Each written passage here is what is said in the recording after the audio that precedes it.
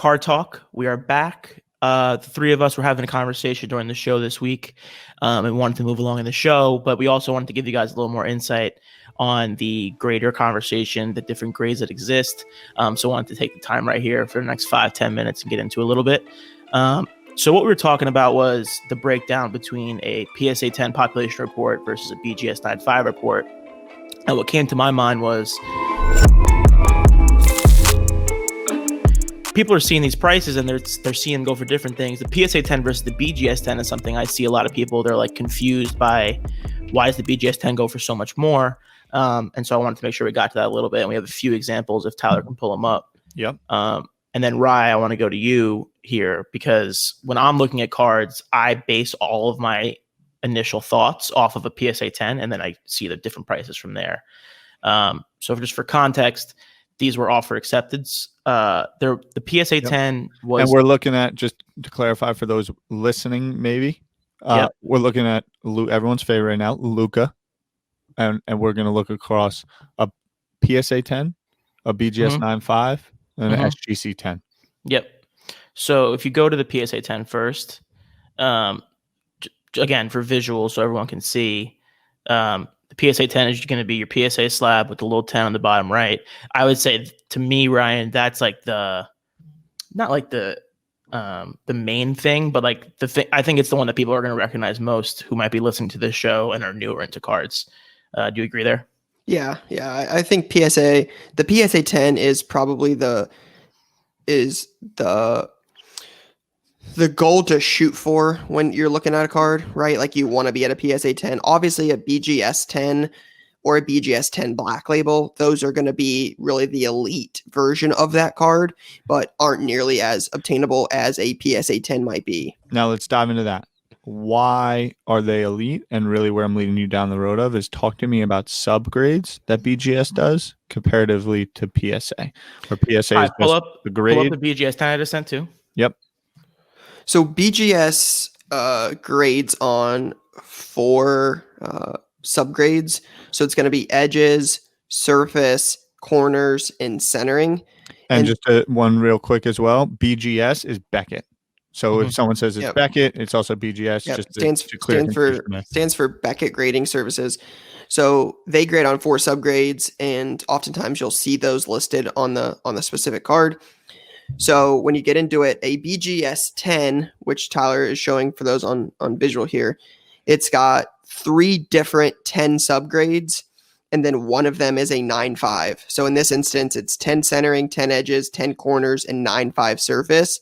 Now, this is going to be basically the second tier. The ultimate graded card is going to be a Beckett black label. And what that means is every one of the subgrades, all 4 of those, is going to be a 10. So 10 corners, 10 surface, 10 edges, 10 centering. That is a black label. So that is as good as it gets for a graded card. That will sell more than a PSA 10. That will sell more than a BGS 10 non-black label. That is as high as it gets. So, and reason being, and I'd like to just, when you compare it to a PSA 10, and Ryan, not to put you on the spot here, but to go into a little bit of depth of some qualifiers of like what a PSA 10 looks like. And I think when we had Clay on, we talked maybe a little bit, if I recall, where centering can be like 60-40 or 55-50, 55-45, which neither I don't think would qualify as a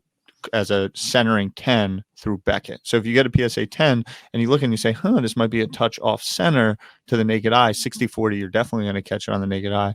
But the in the hobby, it's generally known, and let's not forget these are humans, but 60-40 at times can be acceptable when graded by PSA, and that would not get a centering 10 under Beckett.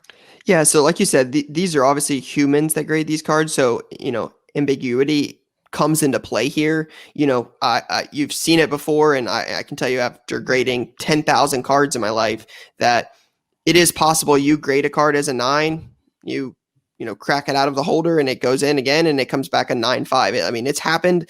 A lot of people will tell you that is a part of the game because it's ambiguous. But in terms of why a BGS 10 or why a BGS 10 black label is so elite is they just don't give them out. I mean, I can tell you, like I said, I probably graded 5 personally. And like when I used to do group submissions, I bet I've graded 10,000 cards with Beckett alone. And I think I've only ever gotten 3 black labels. So like I'm not getting them very often. So yep. And the black label's a newer product. Yeah, I think those started. I don't remember exactly when they did them. It's definitely newer. I know the first one I ever remember getting was like 2016 Donruss Optic Football. That was the first one I ever got. So it's definitely been around for a couple years, but not forever. They introduced it in 2014, and it's only for modern cards, according to this announcement that they put out back then. Got it. Now I have SGC up here on the screen. SGC, which is a newer grading company, and a lot see it as kind of like the second tier under Beckett and PSA. There's a lot of conversation, and personally, when I first saw their slabs, I'm like, I think from a presentation perspective with the black matte background, there's definitely certain cards that it comes off super clean and presentable. I'm not always the biggest fan of the label layout. I think maybe there's a little bit more they can do there. I believe they have like a gold 10 that they do. Yeah, it's like their version of BGS 10. It's a pristine 10. Yep. But the market, if you look at past history and then you kind of project forward, when all in a vacuum, it's all about humans grading it. And so the differentiators, which we just laid out, where Beckett, I think when you get a 10, it does have that premium. What is to say once SGC has these reps under their belt that an SGC 10 holds a different weight than a PSA 10, other than simply what the market believes in?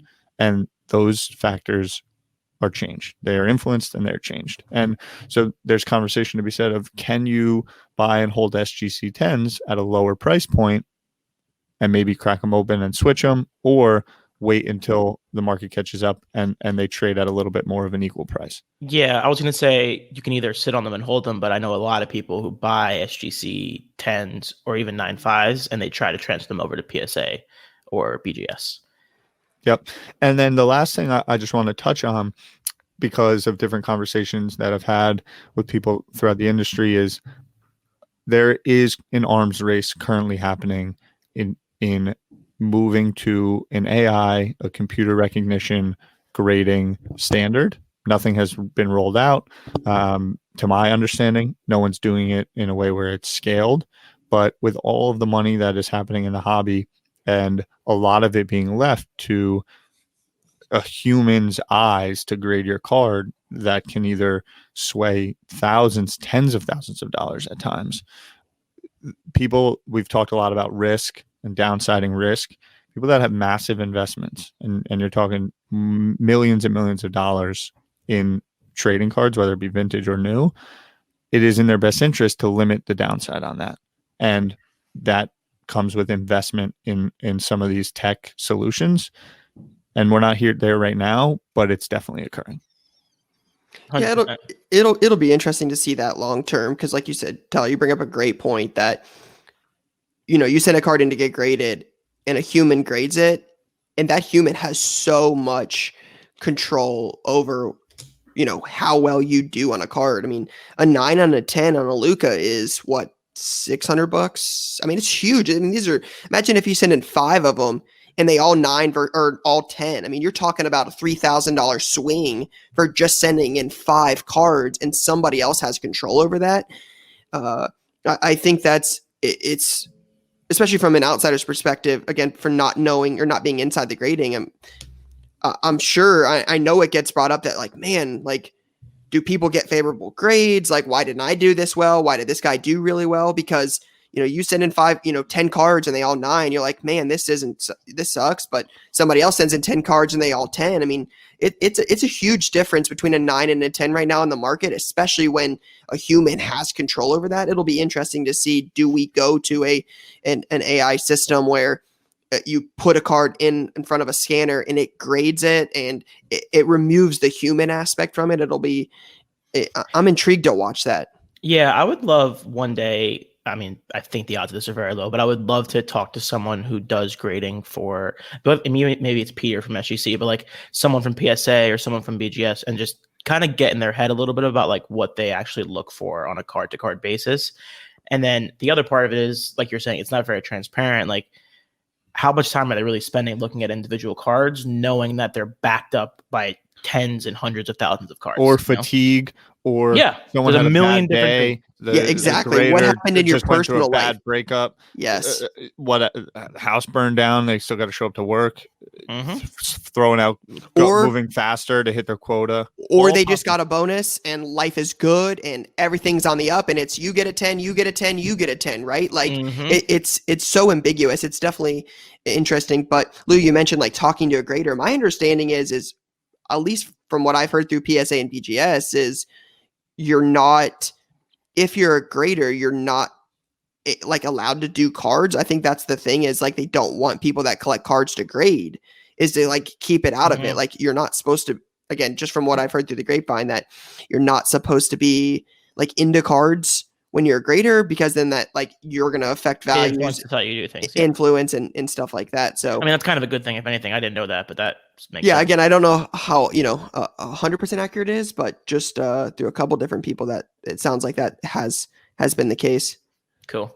So so I mean, just wrap this up. Hopefully people got some value out of this. We want to do these more often, just specific clips, just for social, just for little 10-minute things on the podcast.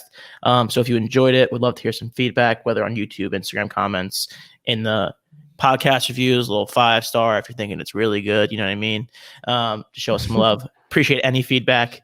And for Lou, Tyler, Ryan, this is Card Talk. See you guys later. Have a great day.